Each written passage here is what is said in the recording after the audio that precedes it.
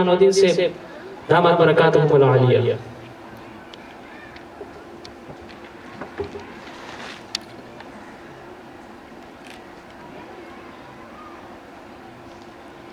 अल्हम्दुलिल्लाह वकफ़ा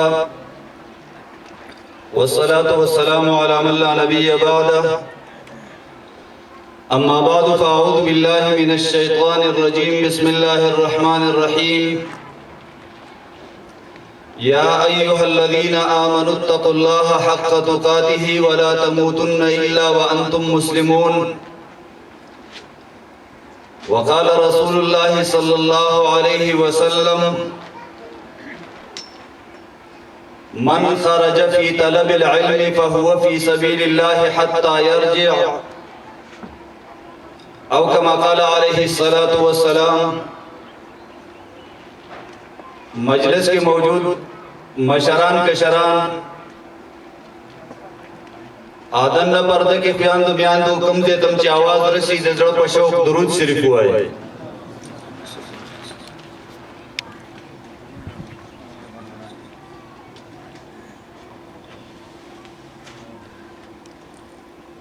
माना मख की मौलाना गुलामुल्लाह खान हक्कानी से दगा मौके मुनासबत सर ढेरी कीमती खबरें उकड़ी उरुस्त बहुम नूर उलमाए किराम तासु तडीर कीमती नसीहतुन कई दयो तालिब इल्म पे हैसियत बाने जानत दया दौलत पारा सो खबर अर्ज कोम मलगरू च अल्लाह तबारक व तआला दा तुमरा कायनात पैदा करी दी पदी की दगा इंसान ता पे खास वजबानी शराफत और इज्जत वर्कड़े दे हगा इज्जत और शराफत द दुनिया पर नजर की पहाड़ वजबानी चिशी वो अल्लाह तबारक व तआला दगा इज्जत और शराफत पर कुरान मजीद की पखपल अंदाज वाले खोदले दे चिकल मलाइका तो अल्लाह पाक दा साबित कर जे आदम अलैहिस्सलाम ददा से इल्म मालिक दे जे अगर तास सर निष्ठा लिहाजा दहगा इल्म बवजबाने तासु ददा इज्जत और एहतराम वर गई दद मकाम और मर्तबा मनई और मलाइका का हुक्म की कि तासु आदम अलैहिस्सलाम तो सजदा बाने रापरे हो गई दा असल की दजात दा आदम अलैहिस्सलाम दजात दा आदम अलैहिस्सलाम एहतराम न दे बल्कि अगसर चिकम सिफत तड़ले दे दा आगे एहतराम दे गने हगा आदम अलैहिस्सलाम जिस सिर्फ बशरी तौर वाखली द इंसान पर हैसियत वाखली नबिया को हर इंसान तदा हैसियत पकार दे जे दे मसजूद द मलाइका उगरदी का पशकल सूरत बानी वी पस्तर को वगुनो अंदामुनो बांधी वी नहागा से अंदामुन चे कुम आदम अलैहिस्सलाम ला अल्लाह वरकड़ियो आगे हर इंसान तो वरकड़ी दी वो आगे तो ची सजदा की गिनो पदी सिफत बाने उश्व चाली ता इल्म हासिल दे ददगा इल्म दा सिलसिला अल्लाह टुलु अंबिया किराम क्यों चला वाला और हर पैगंबर बारे दा अहले सुन्नत वल जमात दा मुत्तफका अकीदा दा कि हर पैगंबर द खपल ज़मानी द दुनिया द उलूम प हवाला न द शरई उलूम प हवाला आलम इंसान में द अगन पोहा द पैगंबर न पोहा प जमाने की सुखनी इम्तिहान द पारा मूसा अलैहिस्सलाम ना अल्लाह पाक द चापा जरिए तपूसु को वे मौजूदा दौर के द अल्लाह पदी मखलूक क्या इंसानानु के द टुडु न पोए सूक दे मूसा अलैहिस्सलाम और तवई ज़ैल खबर गलत न हुआ ज़क चिकम तशरीई उलूम दे द शरीयत सर ताल्लुक सदी सादी द हलाल हराम और द इबादत सर ताल्लुक सादी प आगे की द मूसा अलैहिस्सलाम खबर बिल्कुल सही दा दग जमाने के दास सूख निश्त चदागा नदी वो सर ज्यादा इल्म हुई ब्याहुम अल्लाह पाक तदा खबर फखा नशवा पकारो च मूसा अलैहिस्सलाम दाजज़ी इजहार करे वे औ वेली वे च द अल्लाह एहसान दे द अल्लाह फजल दे च दगा इल्म अल्लाह मा तरा करे د انداز کې صرف فرق نو خو خبره صحیح ده پښتانه یو خرم له ډډک شم له نو دا خبره د موسی علیه السلام غلطه نه ده انداز د الله پاک یو ګونه په خو نه لګېدو نو الله په امتحان وکړو او داسې یو عالم ورته رامخې ته کو چې هغه سره هغه علوم وو چې هغه د شریعت سره او د پیغمبري سره تعلق نه و هغه علوم چې هغه الله پاک یو خپل مخصوص بنده ته ورکړو هغه د مستقبل په حواله باندې خبرونه هغه تفصیل دا موقع نه د علماء کرام درسونو کې ذکر کړي درخواست دی چې زنانه کورونو کې او نارینه جماعتونو کې درسونو ته پابندۍ سره کېنه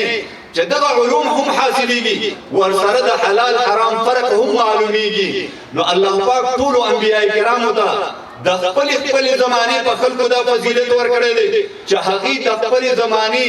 اعلم خلق دی د ټولو نه پوهه خلق دی آخر کې الله تبارک وتعالى زموږ استاد خوږ پیغمبر محمد رسول الله ټول وای صلی الله علیه وسلم هغه دنیا ته راولېګل او هغه علوم ورته ورکړو چې کوم د الله فیصله وا د الله خوښه وا الله پاک قرآن مجید کې فرمایي وعلمک ما لم تکن تعلم الله درته هغه څه وښودل چې ته نه وی خبر نبی علیه الصلاۃ والسلام نو خبر دیو جن د نبی علیه الصلاۃ والسلام یو صفتی نوم دی امي پیغمبر دی نو علماء کرام فرمایي دا منسوب دی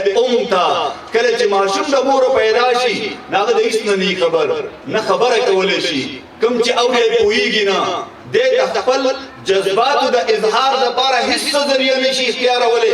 یو چل ورته الله خودلې چې دته د خوراک ضرورت شي هم جاړي که یخني وشي هم جاړي که ګرمي وشي هم جاړي ان چې بس په جړا شي نو مور ته الله دا صفت او دا حیثیت ورکړي دي چې هغه پاغي باندې پويږي وای د ماشوم په وخت درډي دا ماشوم په دې ډډه په تو ستړی شوی دی دا ماشوم وګي شوی دی د ګرمي شوی دی یا یخني شوی دی په دې کارونو باندې مور کوئی ور څه نه پويږي او چې مور په دغه باندې پويږي نو الله پاک ورته هغه داسې مسخره کړی دا چې الله پاک دایي زړه کې د انتها رحم او مهرباني اچولې دا چې دغه ماشوم په دغه ماشوم والي کې د څه قسم سوزونو ضرورت دي الله پاک د مور زړه کې ورا چې هغه ورته هغه پوره کوي دغه د ضرورت او خیال ساتي د هغه د تکلیف نه د بچ کولو بندوبست کوي نو الله تبارک وتعالى چې دغه حیثیت دې مور ته ورکو نو مور ته دا مو خوللا چې دا بچي د بدن ټوکړه ده ستانه را جدا شوی دی اوس د فکر داسې وکړه چې په دنیا کې د تکلیف نه بچ کې ته لګیای د یخنۍ نه ساتي د ګرمۍ نه ساتي د خوراکي غم کې د کپړې جامې غم کې اوس الله تبارک وتعالى دې مور ته وایي چې دا بچي مستا غیږ تر واچو ستا په دې غیږ کې ستا فرض دا جوړیږي چې کله دې ستا د غیږ نه کوزيږي د هغه پورې تا د داسې سبق ورکړي داسې عمل دی په دبانې زده کړی چې د سبا ځان له هم په دې دنیا کې د سہولت او د آرام ژوند تیر کی او داسې ژوند تیر کی چې آخرت هم په آرام او په سہولت باندې شي نو دا کار د مور نه بغیر بل څوک نه شي کولای چې مور یې کول غواړي نو هغه په خطر یې باندې کولای شي خو بدقسمتي دار چې مور نه د خبر غریبه مور نه د خبر چې مور نه د خبر نو بچی ته بسوخی مور ځان له حلال او حرام فرق نه پیژني د جایز ناجایز فرق نه پیژني نو چې مور ځان نه پیژني بچی ته بسوخی لہذا د امت دغه مشترکه ذمہ داری ده چې په دغه امت کې الله پاک کومه زنانه پیدا کړې دي چې د هغه تعداد د دنیاوی علومو د ماهرینو په د اطلاع مطابق د نارینو نه 2% زیات دي که په دنیا کې سل کسان انسانان دي نو 250 پکې خځې دي دا اتصل وي دا اتصل وي په هغه کې نارینه دي نو وای د دې تعداد 52% دي 52% تعداد په دنیا کې د زنانو هغه الله پاک پیدا کړی کې دي چې دا اوس نورم سیوا شي ځکه دا د 1991 تحقیق دی 1991 کې د ښکارا دي د ښکارا کې بداري نورم سیوا شي نو چې دا کم تعداد هغه الله پاک په دنیا کې پیدا کړی دی نو دا د دنیا یو غلط فهمي ده چې نارینه او زنانه برابر دي نارینه او زنانه برابر دي حالانکه د مساوات انساني د هغه تصور چې کوم د اسلامي تعلیماتو نه معلومیږي هغه کې بنیادی خبره ده چې دا یو انسان د بل انسان سره په دوه حیثیتونو باندې یو شان دی. دا یو انسان په حیثیت د انسان د شکل صورت په حواله د رنگ روغن په حواله دا یو په بل باندې فوقیت نه لري. دا به یو شان ګڼل کېږي ځکه دوه قسمه کارونه دي. یو توي کسبي او بل توي وهابي. وهابي کارونه داسې دي چې هغه صفاتونه چې هغه الله پاک یو انسان ته د خپل طرف ورکړي دي د مهنت پکې څه عمل دخل نشته. دی انسان ته بالکل دا اجازت نشته چې ډېر پاغه باندې فخر وکي پاغه دي تکبر وکي. رنگ الله پاک یو انسان ته صفا ورکړي دی دته دا بالکل اجازت نشته چې ډېر پاغه فخر کوي ځکه دا رنگ الله ورکړي دی. په یو خاندان کې دی الله پیدا کړی دی هغه خاندان باندې دته د فخر اجازت نشته ځکه دغه کې الله ته پیدا کړی دا ستاسو خپل کمال نه دی. یو سړی الله ایشیا کې پیدا کړی بلی یورپ کې پیدا کړی بلی افریقا کې پیدا کړی دی. افریقي والا تک تور دي ایشیا والا غنم رنگي دي او یورپ والا تک سره دي او دا تک سره را پاسي او د نورو دوړو ته وایي چې خړو تورو په تاسو باندې موږ افضل یو. دا افضلیت دعوه کول غلطه ده ځکه دا د خپل کمال نه دی دته دا حساب کتاب الله ورکړی دی. یو سړی په محنت باندې ځان کې اخلاقیات پیدا کی د مشر قدردان کې پیدا کی د کشرانو شفقت پیدا کی د اسلامی تعلیماتو مطابق د معاشره کې د گاونډي د رشتہ دار د مشر کشر حقوق او پیژني او د هغه په حواله باندې دته یو داسې حیثیت ملاو شي چې خلک ورته خسړې وي. دا د حق دی چې دته خسړې ویل شي. دا د حق دی چې د په باندې فخر وکي ځکه دا د خپل مهنت باندې کړی ده. دغه شانی د دنیا په سطح باندې یو سړی د مال په وجه باندې ځان ته اوچت وای دی وای دا ما په کسب باندې ګټلې دی. ټیک دی جی په دغه باندې به هم د یو حد پورې تا ته مونږ د مال په حواله بهتر وای. خدا مال د دنیا سره چې کوم تعلق ساتي یو سړی لګیا دی د لپاره مهنت کوي او را جمع کوي او را جمع کوي او را جمع کوي. ان نبی علیہ الصلوۃ والسلام د هغه بیا دوه تقسیمه کړی دي چې دا کم سړی لګیا دی دنیا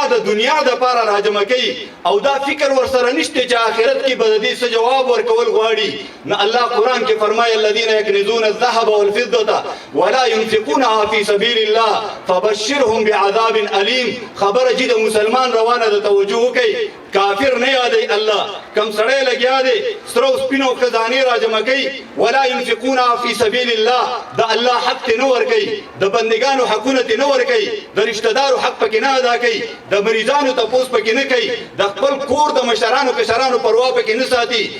نو دې الله پاک فرمایي فبشرهم بعذاب أليم. دې ته وایي چې بچي تیاریږي سخت عذاب ته مخامخ کیږي او د عذاب نقشه چې الله پاک پیش کوي هغه ډیره خطرناک ده. یوم یحمى عليها في نار جهنم فتكوى بها جباههم وجنوبهم وظهورهم. الله پاک وي د اعمال چې د ګټلو د په ناجایزه طریقه پیدا کړو یا پیدا کړي په جایزه طریقه خو به پکې د الله حق نه دی پیژندلې. الله وي د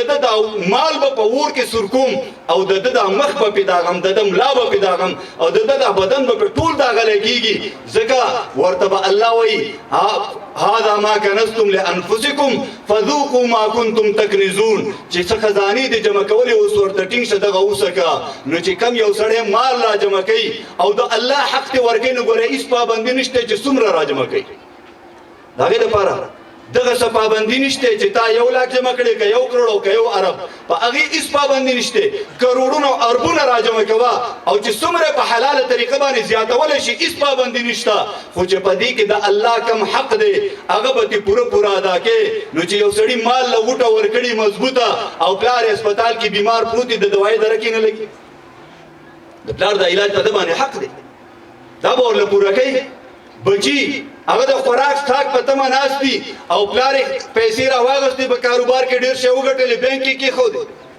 او بچي دلته کوڅو کې ګرځي یو بل نه به خوراک غواړي دا د فرض دي دا به پکې پوره کوي نو چې دا نه پوره کول انجام به دغی چې دی به پې داغلی شي باقاعده په آخرت کې او بل یو سړی چې هغه مال ګټي په حلاله طریقه باندې ګټي د الله حق ته ورکوي او دی بیا لګیایي هغه د الله په دین باندې لګوي نو دا داسې شوه چې کومې د الله په دین ولګو کم فرایض یې په خپل مال کې پوره کړو دغه مال د ده شو چې دا کم د دین علاوه دی هغه پاتې دی بیا دا د بل چا دی نو نن سبا د مسلمان حیثیت هم هغه د ګونګټ جوړ شوی دی ګونګټ پوشانو کې لګیای او بال جوړی نابال اول وړوکی جوړ کې بیا ورور غړی غټی نو سړي خواته چې ورسئ نو دې دومره حرس راغسته چې سړي خواته رسولو پورې د اصابت بال لاغې نه جوړ کړی په خوارو یې تر ورسئ نو چې هلته دروازې ته وګوري نه نوځي نه هلته نن نوځي انو چې نن نوځي نو بس دې دننه لاړ شي بال دې بار پاتې شي انو موږ دې قبر ته لاړ شو مال بدل ته پاتې شي انو دام نه وایي چې بس ټولو ته تیلې ووهې ورسه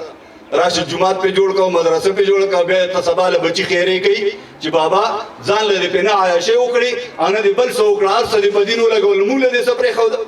نو الله شریعت دغه اجازه نه ورکړي بچو سره هم ظلم نه کوي هغه په عمده سي به اثر نه پرې دي نو د دنیا په حواله د دین په حواله باندې زمونږ استاد فرض دا جوړیږي چې بای مونږه کم دنیا کې ژوند تیرو په دنیا کې د خیر د مونږ هر قسم سہولت ملاوي خو چې اسنه په دغه سہولتونو پسې داسې ورپسې شو چې آخرت نه غفلت کې پاتې شو نو خویندو میاندو دغه بچی چې الله تاسو ته درکړی دی تاسو غیږ ته راچولی دی تاسو اولنی فرض دا جوړیږي چې دله د خوراک انتظام په حلاله طریقه باندې وکړي په حلاله طریقه باندې افغانستان کې یو بادشاه او فوج د ملکونو په حمله کولی دا کم د هلاکو خان او چنګیز خان چې یادېږي دا منګولیان راغلي د روس د ګاونډ نه او بیا دې خو دا ټوله علاقه هغې والي د هغه بغداد ته رسېدلي دي نو چې دا کم علاقه دغلته افغانستان ته نږدې ده د هغې نه به وخت په وخت هغې راتلو حملې به یې پرې کولې نو هغه بادشاه نوم غالبا امیر حبیب الله خان دی چې د هغه صرف یو زوی و او هغې د پوج کمانډر کو مقابلې له ولېږو نو هغه په زمانه کې خو نه ټلیفونونه وو نه موبایلونه وو نه وایرلس وی چې پای باندې اطلاع راغلی وي سمو د پس اطلاع رااله چې د بادشاه سلامت زوی شکست وخوړو واپس را روان دي بادشاه هم ډېر خفه شو وزیران هم خفه شو چې کوم دغلته خلک موجود دي ټول ډېر فکرمند شو دا خبره د هغې اثرات په مخ باندې ښکاره کېدل بادشاه سلامت چې کور ته راغی نو ملکه ورته وایي چې څه مسله ده ته خو ډېر خفه نه یې وی دغه شان اطلاع راغلې ده چې دې شهزاده شکست وخوړو او هغه واپس را روان دی هغه ښځه ورته په اټله لهجه کې وایي بالکل نشي کېدی هرګز نشي کېدی زما زوی نه شکست خوړی شي او نه واپس را تښتېدی شي هغه ته وایي ته د دې نه څه خبرې په زرګونو میله لرې فاصله ده او د هغې نه استازی راغلی اطلاع یې راوړې ده او ته یې نه منې دا ټول خلک یې مني وایي زه یې نه منم اخر وجه څه ده بس وی لږ صبر وکړه اطلاع به بله راشي هفته لس ورځې پکې نورې تېرې شوي دي بله اطلاع راله چې بادشاه سلامت هغه تېر چا چې افوا وړاو کړې وه او خبره صحیح دا ده چې شهزاده په اولنو مورچو کې فتح حاصله کړې ده دا نور مخکې روان دی دا نور مخکې روان دی نو دی په منډه باندې ښځې ته راغی وی تا ته دا څنګه پته وه وی بهي دا چې زما زوی کله زه ستا کور ته راغلم د پلار د کوره چې ستا کور ته راغلم نو ما په وزرونو باندې تا سره تعلق نه دی ساتلی تا سره مې تعلق نه دی ساتلی چې کله ما دا اندازه ولګوله چې ما په خپل لاس باندې کوم خوراک تیار کړی دی او تاله مې درکړی ته د هغې نه علاوه بل خوراک ونه کو صفا پاک خوراک دی کړی دی هغه پاک خوراک نه پس الله پاک ما ته دغه حمل راکو او هغې نه پس ما دومره احتیاط کړی دی چې کلم دا بچی د ما په خېټه راغلی دی د هغې نه پس د حرام خو تصور نشته شکی سي زما د خېټې ته نه دی وراچولی چې زما د بچي دا بدن جوړیږي هسې نه په دې کې چېرته د حرام و شکي سیس شامل شي دا ما په خېټه کې الله پاک جوړ کړی دی بیا الله پاک دا دنیا ته راوستی دی چې کله ما دته خوراک ورکو دغه 2 کاله ما حلال څیز خېټې ته وراچولی دی او دې بچي ته مې پی ورکړي دي چې کله زما تربیت دغه دی زما هغه پرهیز دغه دی نو زما بچې څنګه داسې بزدله کېدی شي چې هغې کافر ته هتیار وغورځوي راتښتي دي نو دا دومره اعتماد د هغې په څه باندې پیدا شو په دغې باندې پیدا شو چې هغې ما وایي چې د حلال تربیت ورکړی دی په حلال خوراک مې د هغه تربیت کړی دی د هغې وجې نه زما دا تسلي ده چې دی د بزدلۍ کار نشي کولی نو مور خور چې کوم بچی الله تاسو ته درکوي د هغې اولنی فرض زموږ تاسو دغه جوړیږي چې د هغې تربیت د هغې د خوراک ساک انتظام د حلالو نه وکړو ځکه نبی علیه الصلاة والسلام فرمایي هغه بدن جنت ته نشي تللی چې په حرامو جوړ شوی او تاسو مشهوره خبره اورئ مشهور حدیث تاسو اورئ چې کم سړي په خېټه کې یوه نوڼۍ د حرامو پرته ده نو دې 40 ورځې د لمونځ نه قبلېږي 40 ورځې نو دا نبی علیه السلام 1400 کاله مخکې دا خبرې فرمایلې ده او اوس ساینس تحقیق کوي چې نن ما او تا کم خوراک وکړو د هغې اثرات په دې بدن کې 40 ورځو پورې موجود دي دا د نبی علیه السلام معجزه ده